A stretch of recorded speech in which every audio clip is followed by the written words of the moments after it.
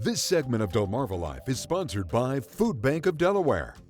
The latest inflation report released earlier this week shows we continue to feel a pinch on prices. Overall, consumer prices increased 2.9% in December from a year ago, up 0.4% from the previous month.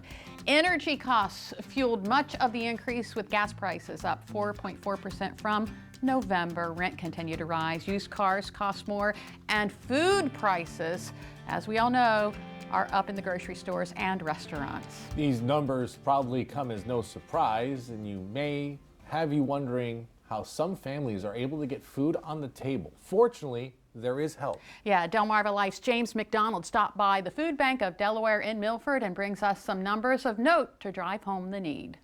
Let me give you a number here. 9 million. No, that's not the number for this week's Powerball. That's the number of meals that the Food Bank of Delaware has donated since their inception last January, and they're coming up on a really important anniversary. Their mission is Food for Today and Food for Tomorrow, where they're able to provide food for people in Delaware, but also give you opportunities to be able to get food on your own.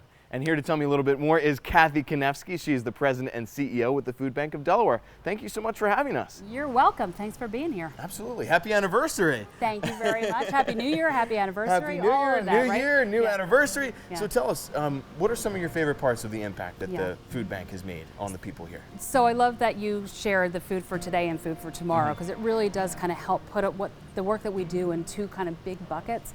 And we are so proud to be standing in this warehouse, 35,000 feet, that is here for us to store food that's going to be going out to people today and to help people today. So we have all different kinds of ways that we distribute food, and these cans of food that you're seeing right now, you can bet that in a week they're sitting on a shelf in a pantry somewhere, or they're on somebody's table, which is really exciting for us. And then this food also is going right next door to us where our Healthy Pantry Center is. And that's probably one of the programs that we opened here that we're most proud of. Yes. It's marketed as a little grocery store. Yes. People come with a cart and they can go up and down the aisles and they can actually pick what they want.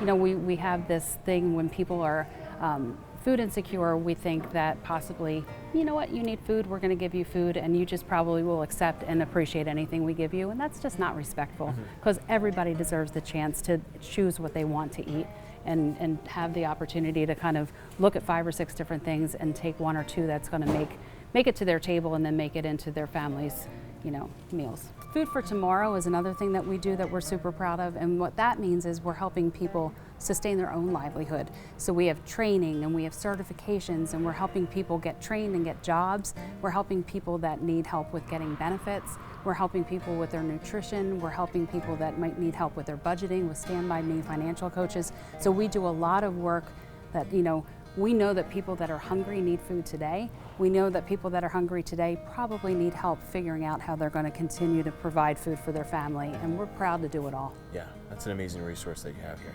And we walked in the cafe. The food looks delicious, right? It is. Cafe is obviously, a place for people to come and have a meal, but the cafe represents so much more than that for us. It's kind of the end point for our students and our training. So another one of my favorite things that we do here is our workforce development. So we have culinary training for folks who need a second chance for whatever happened in their lives that they find themselves needing something different. We have culinary training specifically for people with disabilities, and then we have Logic, which is our logistics, operations, and warehouse training. But the actual cafe is, you will walk into that cafe and you're going to see some of the students that are actually learning all aspects of food industry and getting prepared and certified and ready to go out and get a job. Yeah. So that's a fantastic program that we have. Yeah, and the work that you do, it's not possible without the volunteers that help. So how can people get involved and be able to help with this cause and be able to help the people in their community? So that's a resource, I guess is the better word, that we can't do without. We have a sufficient staff, but just like any nonprofit, it's a volunteer staff partnership, and we can't do the work that we do without our volunteers. If somebody wants to get involved, the other thing we can't do without is community support and funding.